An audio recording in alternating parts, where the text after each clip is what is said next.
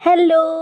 আমার চ্যানেলে কিন্তু ১০০টা সাবস্ক্রাইবার হতে আর কিচ্ছু বাকি। তো তোমরা যারা আমার ভিডিও দেখছো জলদি করে ১০০ সাবস্ক্রাইবার কমপ্লিট করে দাও, কারণ একজন নতুন ক্রিয়েটরের কাছে এটা অনেক বড় পাওনা। তো আজকে দেখো কি হয়েছে, আজকে কিন্তু সকালে করা হবে ফলাহার।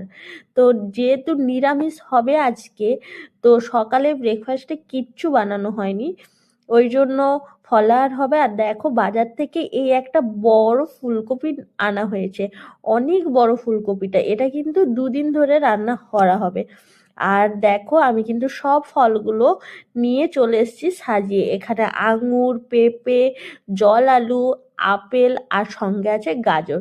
আর দেখো দুপুরে রান্না হয়েছে আজকে কি, আজকে স্পেশাল ভাবে খিচুড়িটা রান্না করা হয়েছে। কেন বলো তো? এটাতে দেওয়া আছে পনির।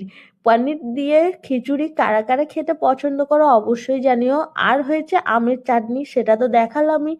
আর এই যে কালারটা কি সুন্দর এসছে দেখো, এই রকম খিচুড়িটা হলে তাহলে তো আর নিরামিষের দিনে কোনো কষ্টই হবে না। কিন্তু মাঝে মাঝে খেতে খুবই ভালো লাগে।